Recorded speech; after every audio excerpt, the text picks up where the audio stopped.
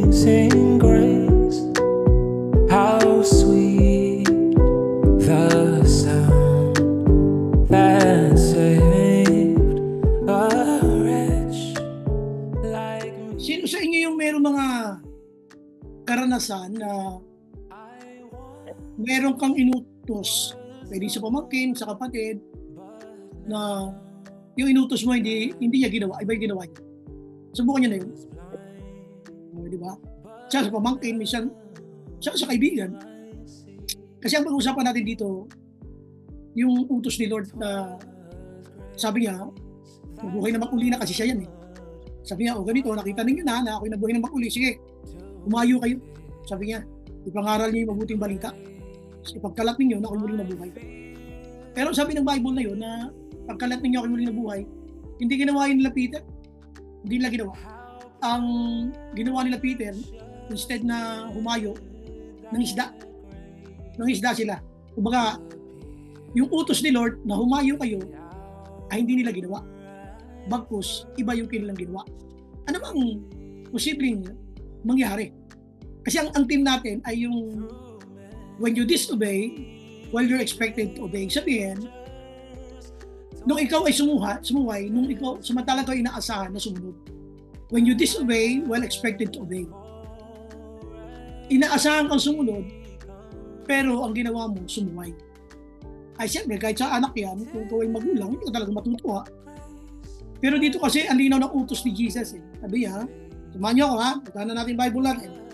John chapter 20. Again, Jesus said, peace be with you as the Father has sent me. Tingnan niyo ha, I am sending you. Inuutusan ko kayo. At sinabi niya rito, and with that, He breathed on them and said, receive the Holy Spirit. If you forgive anyone's sins, their sins are forgiven. If you do not forgive them, they are not forgiven. So dito, ang sinasabi niya, I am sending you. Saan sila inuutusan? Inuutusan sila na ipagkalat nila na si Jesus ay muling nabuhay. Ngayon, anong ginawa nila? You are expected to obey, but you disobeyed. Ano mangyayari? Punta natin John chapter 21. Sa John chapter 21, nandito yung kwento sa unahan. Sabi dito ng Bible, verse 1, afterward, Jesus appeared again to His disciples by the Sea of Galilee. It happened this way. Si Simon Peter, si Tomas, si Nathaniel, na taga Cana, tsaka yung mga anak ni Zebedee na si James and John, and two other disciples were together. Tingnan niyo yung sabi ni Peter, I'm going out to fish. Bakit I'm going out to fish? Eh, ang sabi nga, humayo kayo, ipangaral nyo na ako'y muling nabuhay. Bakit ka napunta sa pangingisda? Ang utos, humayo. Ang ginawa ng isda, ito yung ating team natin. Na when you're expected to obey, ba, when you disobey, well expected to obey. Yan. When you disobey, well expected to obey. Nang ikaw ay sumuway, samantalang inaasahan kang sumunod. So dito, gusto kong tingnan nyo na ang sabi ni Lord John 20, humayo kayo. Pagsabi nyo na ako'y muling nabuhay. Pagdating sa John chapter 21, humayo nga, pero nang isda. Sabi na, umattend sa church, abay napunta ng road. Pupunta ng recto. Diba? So, ang sinasabi ko lang is, maraming beses na tayo nahuli ni Lord na ganun. Ipinapagawa sa atin si Lord, hindi mo ginawa, iba ginawa natin. Ako, lalo-lalo ng mga early Christians, ng Christian life ko, ang dami kong ganun. Yung inaasahan ni Lord na gagawin ko, tapos iba ginawa ko. Ako, ang dami kong kasalanan ganun kayo. Sa inyo walang ganun. Mga perfecto kayo. Maayos kayo Kristiyano, mga banal, maayos. At kahit kailan tingin ko, hindi kayo nagkasala. Ako, ang dami kong kasalanan nun. No? Ewan ko, tingin ko kung nagkakasala rin. Nagkakasala rin ba kayo? Kayo? Wala, ano? No? Wala kayong ganun. No? Hindi kayo nagkakasala. Hindi kayo nagkakasala, no? Parang ako lang talaga eh. Ako lang talaga makasalanan dito sa mundo to eh. So ngayon, ang ating team, when you disobey, well, you're expected to obey. Inaasahan tayong sumunod. Baga, kaya lang, ikaw ay sumuway, samantalang inaasahan sumunod, ano ang unang gagawin ng Diyos? Samahan niyo ako. So, di ba ng isda? Ang, ang promotor, si Pedro. Sabi niya, tingnan verse 3 ha, tingnan yung Bible niyo. I am going out to fish. Hindi naman yun ang utos eh. Ang utos, humayo kayo. Eh bakit ka nangingisda? At sabi nga, ito pa nga pinakamatindi. Sabi niya, I'm going out to fish, Simon Peter told them. At pagkatapos, and then they said, we'll go with you. Sumama pa. Ang sabi nga sa kanya ay, mangingisda ako. Teka, di may nautos eh. Sabi, humayo eh. So sinabi niyang, mangingisda ako. Sama kami. Aba, pag tayo susuway, huwag na tayo magsama. Pag tayo magsama, magsusuway tayo. Eh dito, nagsama pa. Kaya marami sila. Halos lahat silang alagad sumuway. Ano nangyari nung sila sumuway? Tingnan nyo ha, please. Napaka-importante sa atin ito. Lalo-lalo tayo mga career person. Kayo may mga career, kayo nagpapaumpisa pa lamang na uh, sabihin natin na humailang lang sa inyong buhay karera. Ang nangyari dito, early in the morning, verse 4, tingnan nyo ha, early in the morning, Jesus stood on the shore, but the disciples did not realize that it was Jesus. Nandun sa dalampasigan. So, tinanong niya sila, yung mga sumuway. Oy, makinig kayo ha. Yung mga sumuway, tinanong ni Jesus, nagpakita siya sa lawa ng Tiberias. Sabihin doon sa dalampasigan. Ito yung tanong ni Lord. Friends, haven't you any fish? May mga nahuli ba kayo? Sabi ni Lord. Alam sagot nila, oy kayo, tumitin na nyo. Sabi niya, no, they answered. Dito makikita ninyo na pag ang sinuhin natin ang utos ni Lord at ginawa natin gusto natin, walang resultang maganda. Hinahuli kayo? Malabo eh. Mga tol, kumusta? May hinahuli kayo? Ano sabi ng mga alagad? Olats. Olats mo, olats. Wala eh. Ano sabi ni Lord? Wala kayo huli. Ganito. Tignan nyo ha. Wala kayo nahuli. Ganito gawin nyo. Verse 6, sabi niya, he said, throw your net on the right side of the boat and you will find some. When they did, they were unable to hold the net in because of the large number of fish. Nakita nyo? Kapag tayo ay inaasahan ng Diyos sa sumunod, tapos tayo ay sumuway, walang magandang resulta ang pagsuway. Pero titiyakin ko sa iyo, sa panahon ng pagsuway, may pagtuturo ang Diyos. Ano pagtuturo niya? Ito yung number 1 natin, teaching. Teaching. Sabi ng nanay natin, when you disobey, well, you're expected to obey. Kapag ikaw ay sumuway, samantalang inaasahan kang sumunod. Ang sabi ko, humayo kayo eh. Pangaral ninyo na ako'y muli nabuhay.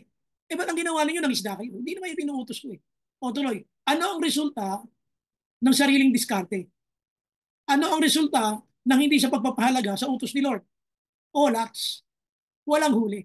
Sabi ko nga, hindi kaya alam ni Lord na walang huli itong mga to? Iba para pa siya nakaasar. May huli kayo? Alam naman pala ni Lord walang huli, ba't tinatanong pa? Di ba si Lord all-knowing? Di ba si Lord alam ang lahat ng bagay? Eh ba't nagtatanong pa? Tapos naka-ready pa si Lord kung saan ipalalagay yung net. Ang edad ninyo ngayon, kayong mga career people, nadadagdagan, at bukod sa nadadagdagan din pati yung karanasan. At yung karanasan niyo sa buhay, nadadagdagan din ang inyong mga edad, tumatalas ang inyong pag-iisip. Papapansin mo, mas gumagaling ka na ngayon sa decision making. Hindi ka na pabigla-bigla, mas maayos ka na ngayon mag-isip. Pero alam nyo, pagsalita ng Diyos, ang katumbas, wala kayo bang gagawin diyan kundi magpakumbaba at sundin ang utos niya. Hindi ubra yung karanasan natin dito. Hindi ubra yung ating, sabihin natin na matagal ka ng Kristiyano, may utos eh. Pag may utos si Lord at inaasahan tayo sumunod, mayroon siyang gusto ipagawa. Pero pag hindi mo ginawa at ginawa mo iba, walang magandang resulta. Sabi ni Lord, humayo kayo, ipagsabihin nyo, anak ko'y muling nabuhay. O gano'n pala naman eh, ba't ka nang isda? Mangingisda ako, may nahuli, wala. Anong tinuturo ni Lord? Kasi tingnan nyo ha, kung gusto nyo mangisda, siya na nagsabi kayo sa akin kasi ako may-ari ng karagatan. Dahil ako may-ari ng karagatan, lahat ng isda dyan, kilala ko. Alam ko kung saan sila nakapwesto. Akin yan eh. Tingnan nyo to ha. O sige nga, ihulog nyo sa gawing kanan ng bangka. May huli o wala? Meron eh. Kasi ang issue, hindi yung nasaan kang lugar, kundi may utos ba si Lord. Doon nangisda kayo, wala kayong huli kasi wala naman akong utos ng isda kayo eh. Ngayon, may basbas ko. Ipakikita ko sa inyo yung lakad nyo na walang basbas at saka yung may gagawin kayo na may basbas ko. Sabi ko, tumayo kayo. Hindi niyo ako sinunod. Ang ginawa ninyo, kayo ay nangisda. Wala akong utos na ganoon, tuloy wala kayong huli. Ngayon, gusto niyo ng isda, o sige, gawin niyo sa gawing kanan, may utos na. Sinunod nyo, yung utos niya, o may huli na. Number one, may teaching. Ang sinasabi doon yung pagtuturo ni Lord, tiyakin mo, yung pagsuway mo, sinabi ni Lord sa'yo na sumuway ka. Kung wala naman siya sinasabi si Lord, huwag mong gagawin ng isang bakit, walang utos ni Lord. Kasi pinapakita lang natin dito na parang kayang-kaya natin. Mangingisda ako, para mga isda ay nandyan lang at babaldihin lang niya. Sasalukin lang niya. Hindi, wala siyang nahuli. Pag ang utos ni Lord, hindi mo sinunod, walang resultang mangyayari sa iyong maganda kapag ipinilit mo yung sayo. Kaya nga dito, tinan nyo, umayo kayo. Hindi sumunod eh. O walang huli. Agad ang matindi. Para pa silang tinitirya ni Lord.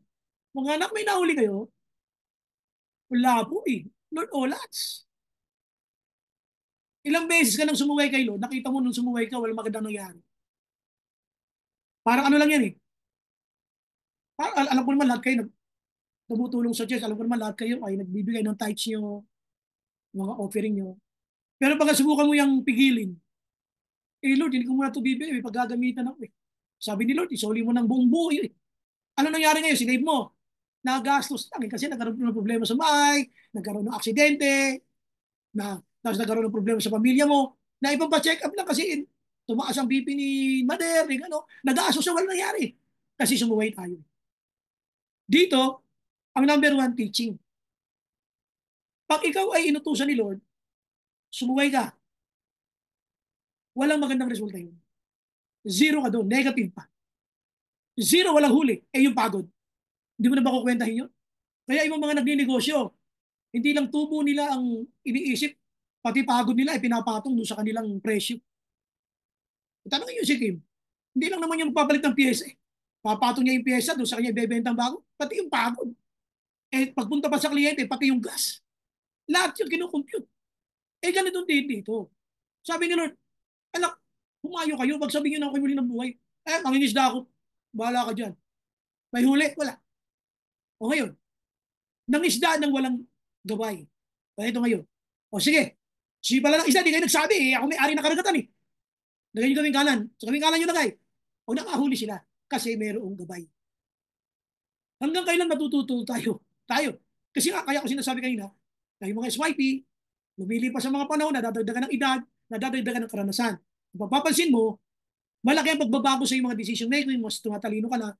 Ang problema, pag ang katumbas ito, salita ng Diyos, ginagamitan mo nito, hindi ubra.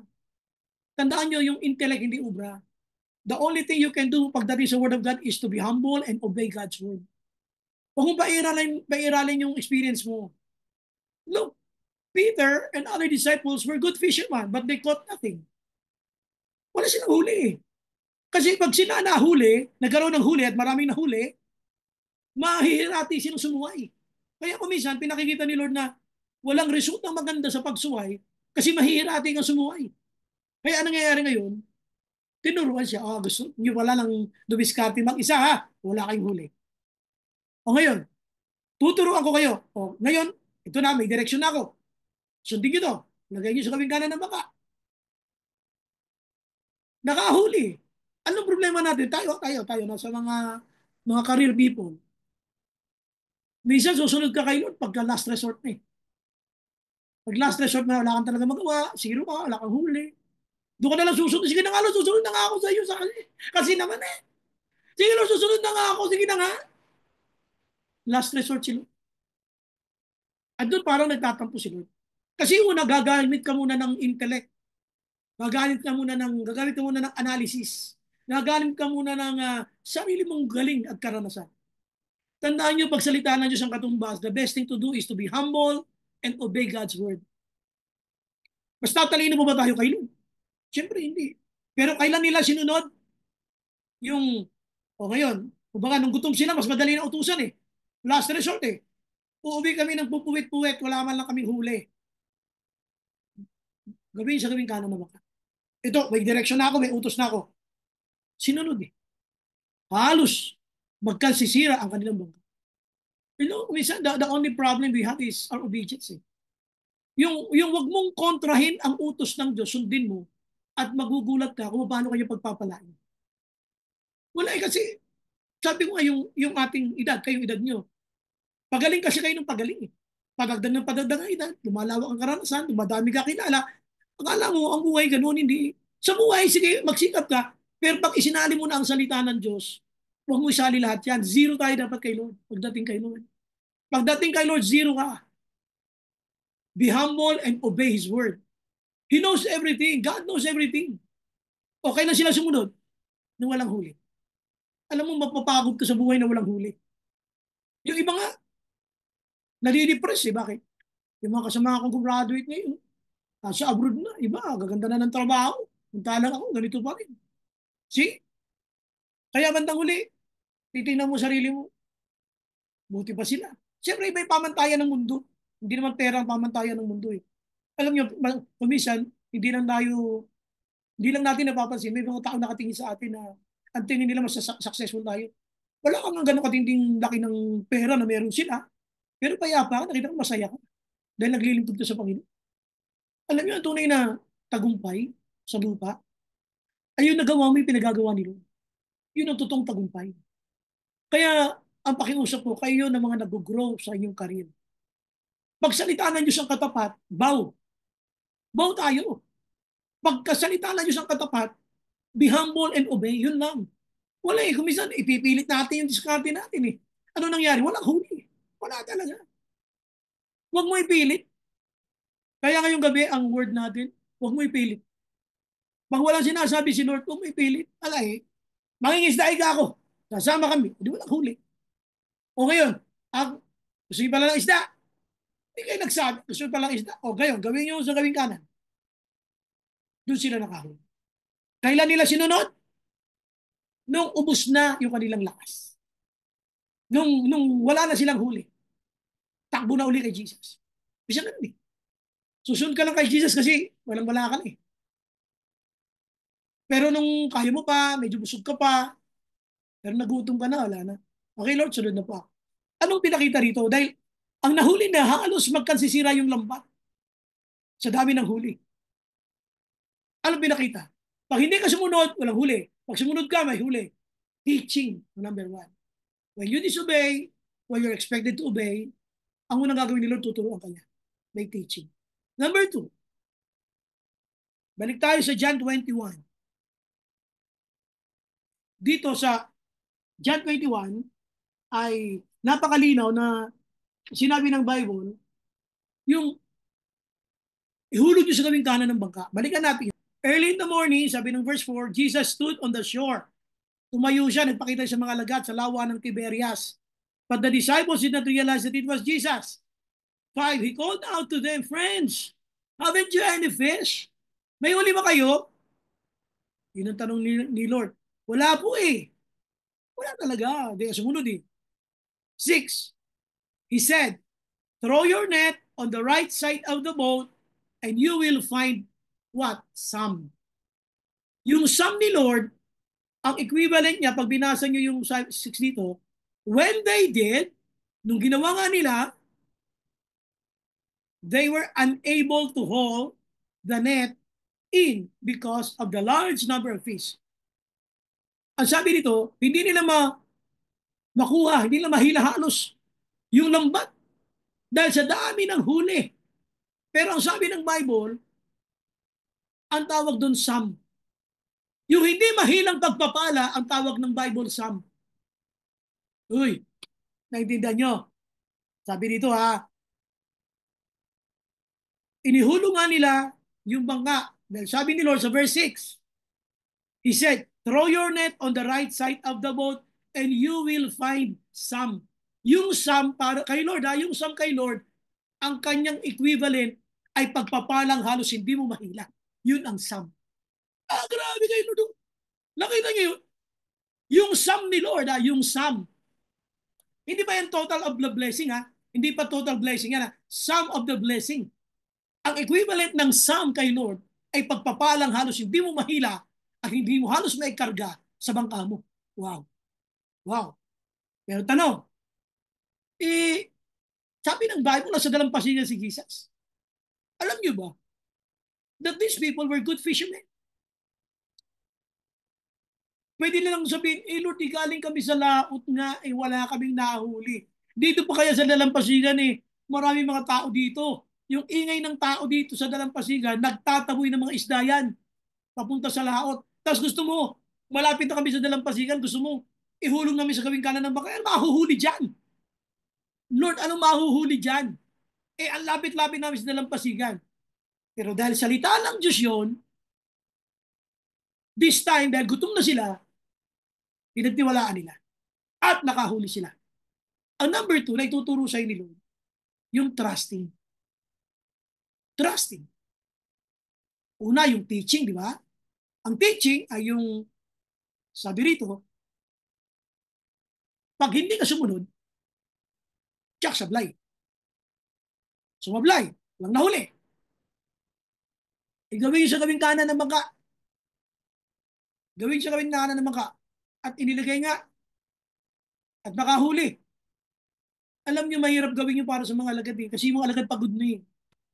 Mga pagod na yung galing sa laot yung magagaling mga isda yun Pwede sila magsabi na, Lord naman. O ano mahuli natin? Lapit-lapit Alam na alam namin, Lord, pag ganitong paumaga na, wala lang isda. Ang isda nakakalat na kasi yung liwanag. Nakakalat. Alam niyo, sa gitna ng karagatan, kaya may mga ilaw yung mga isda to attract the fishes. Ilalatag muna nila yung kanilang mga lambat ng napakalawak. Tapos magbubukas sila ng ilaw sa gitna ng maliwanag para pagpasok ng mga isda attracted sa light. Pasok sila sa lambat sa kanila yung mapatakin. Ngayon, yung maliwanag na. Yung liwanag nakakalat, kaya ang isda nakakalat. At lalong-lalo na malapit ka sa dalampasigan, yung ingay ng mga tao nag-uusap na itataboy nun ang mga isda papunta sa laot. Tapos ngayon, malapit kami sa dalampasigan. Gusto mo ihulog namin sa gawing kanan ng bangka. Pero dahil gutom na, nasubukan nila yung buhay na discarding walang gabay. Sabi to ni Lord sige, hulog natin. Pagtiwalaan natin si Lord this time. And they win some. Baga, they found some. Grabe yung some ni Lord. Pagpapalang, hindi magkasya sa mga ako. Misa na lang yun, inaantay lang nila sumunod kayo. Tigilan mo na yung diskarte mo. Tigilan mo na yung pasayin sarili mo ng mga plano na walang gabay. Makinig ka kay Lord. Kung may sinabi si Lord, go. Pag walang sinabi si Lord, wag. Tandaan nyo, pagsalita ng Diyos ang pag-uusapan, bow. Bow talaga tayo dyan. Zero tayo dyan. Kahit anong gawin mo, wala kang magandang resulta makukuha sa pinaplano mo. Makakuha ka man yan ng sabihin natin na resulta dahil lang sa sipag mo. Pero yung favor, yun nakuha nila, favor yun ni Lord. Bakit? Pagod na sila Pagod na sila Alangan papuntahin ko pa kayo sa laot. Sige, dyan na lang, sige. Sunod na lang kayo, dyan na lang, dyan sa malapit. Wow, hindi mahila. Alam nyo ba?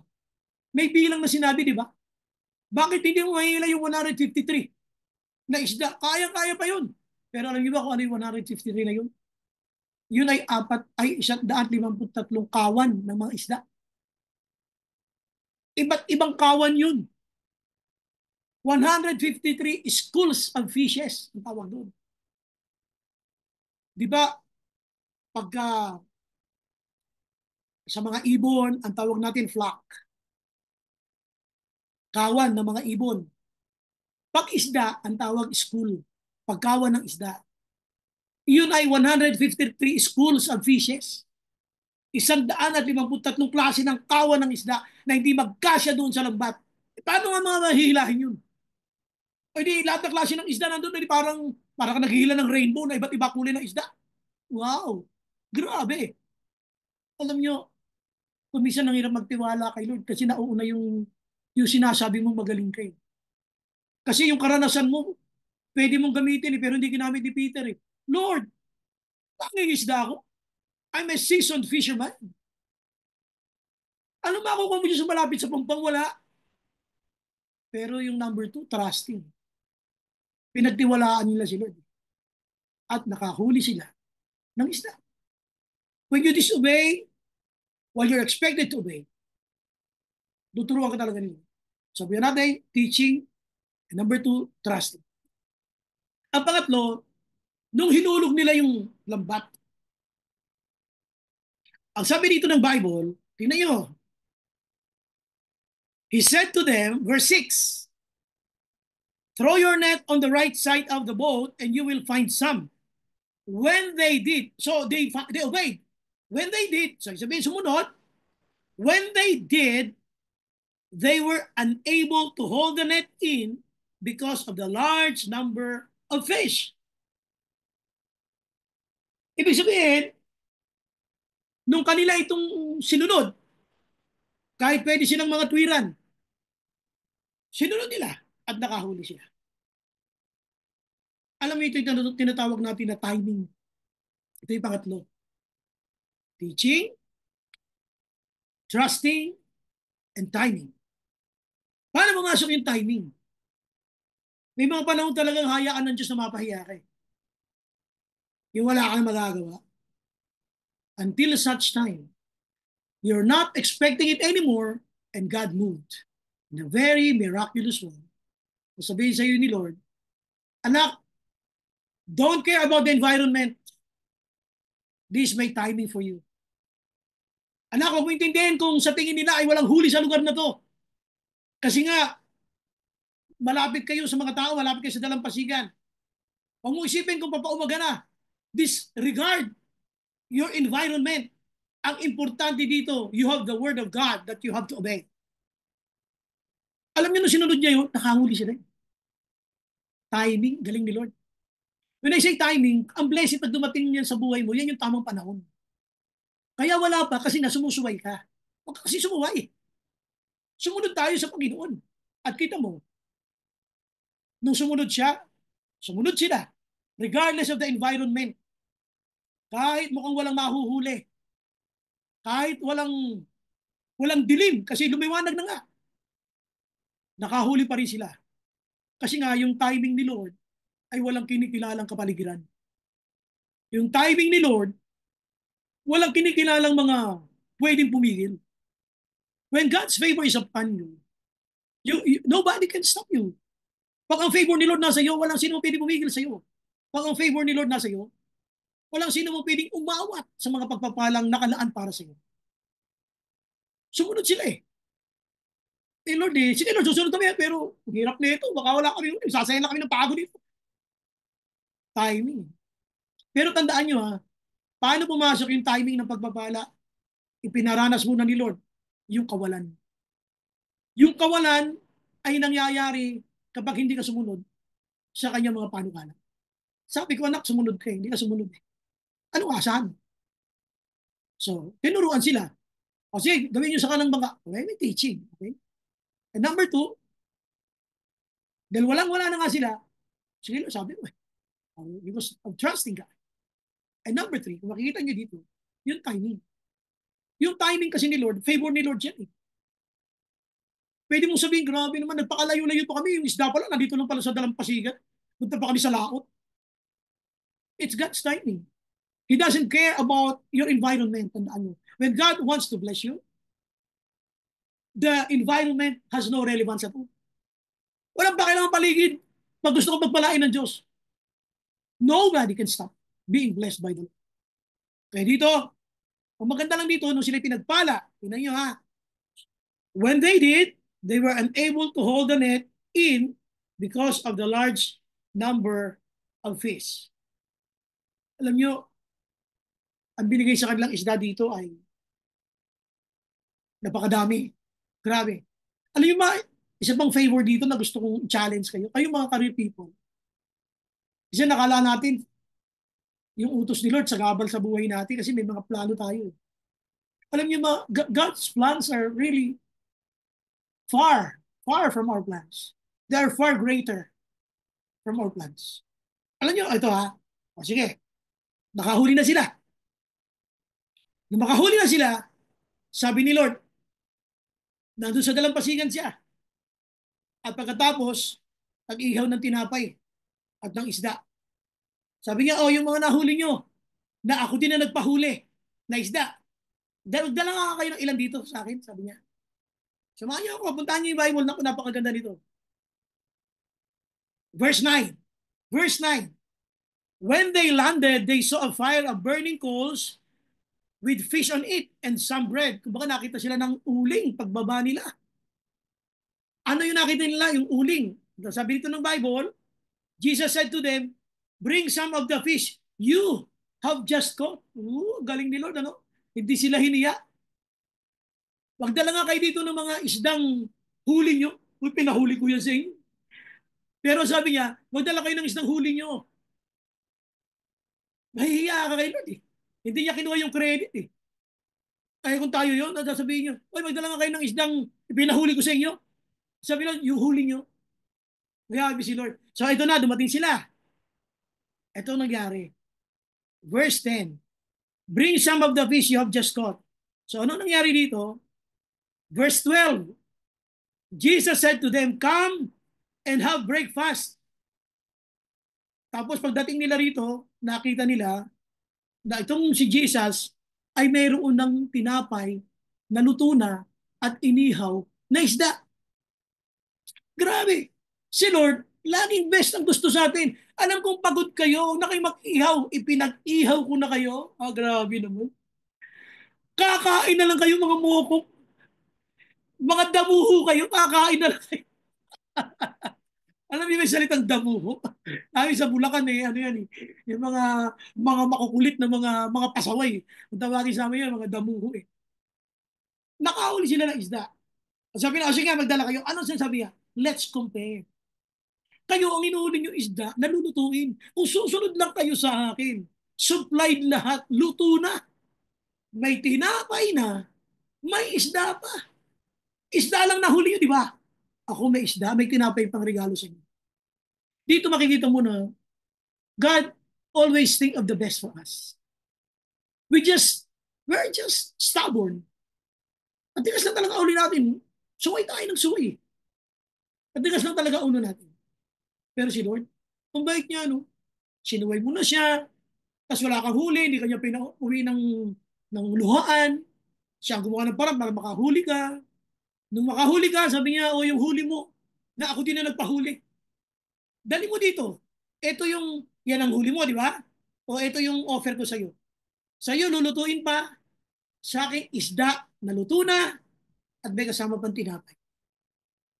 I know what is best for you. Kasi ngayon, gutom ka. God knows what is best for us in every moment of our lives. Kaya wag mong madaliin si Lord. God knows your moment. God knows your needs at this moment. God knows what are your things that are bothering you. Alam niyo mga bakit na gumugulo sa isip mo eh. Sunod ka lang. Sunod ka lang. Kahit ano mangyari, sunod ka lang. Dapat tayo mga Kristiyano, especially kayo mga career people, dapat kayo para kayong yung karayom at saka yung sinulid. Kahit saan dumaan yung karayom, nakasunod ang sinulid. Dapat ganun ang Christian. Kahit saan dumaan ang aking pananampalataya, sunod lang ako. Kahit sa malambot na tela, sa maong man dumaan yan, sa sako man dumaan yan, sa malambot na tela man yan, kahit saan, sunod lang ako. Dapat ganun ang Christian. Tayo sumusunod na pag ang tinataya sa ako. Pag maong na, hey Lord, ako na dyan. Tigas na yan. Huwag kayong mamimili ng susundin kay Lord. Huwag tayong selective sa pagsunod sa Panginoon. Papaangat ang inyong mga karir sa buhay. The more you need God. Habang kayo ay patuloy na nabubuhay na maging independent sa inyong buhay Kristiyano para matupad ang inyong mga pangarap, the more you need God. Lalo kang mangunyapit sa Diyos. Huwag kang magpapakita kay Lord na independent ka sa Kanya. Lalong kapit, lalong lapit. Lalong kapit, lalong lapit. Dapat ganun tayo sa Panginoon. Okay? So ulitin natin ang ating team tonight. Sabi mo nga, while you disobey, while you're expected to obey. Pag sumuway ka, samantalang inaasahan kang sumunod, makakaranas ka ng teaching. Hihiyain ka ng Diyos. Masisiro ka hanggang sa matuto kang sumunod sa Diyos. by teaching and then trusting. Sa panahon walang-wala kang huli, walang-wala ka na, matututo ka sumunod at magtiwala sa Diyos. At makikita mo, makakahuli ka na hindi talaga mali ang magtiwala sa Diyos. Madiskarte lang ako, pati sa buhay ko. Gusto ko lang talagang gustong gawin ang gusto ko na hindi talaga ubra. At pangatlo, yung timing. Si Lord, pag binigyan ka na ng favor niya, the environment has no relevance at all. Wala siyang pakialam sa environment when God wants to bless you. So ano ating conclusion? Ang Kristiyanong walang gabay ay siguradong sablahin. So magandang gabi sa inyo lahat, mga kapatid. Thank you for the opportunity to share the word of God sa inyo, mga single young professionals ng JCIWC. Amazing grace.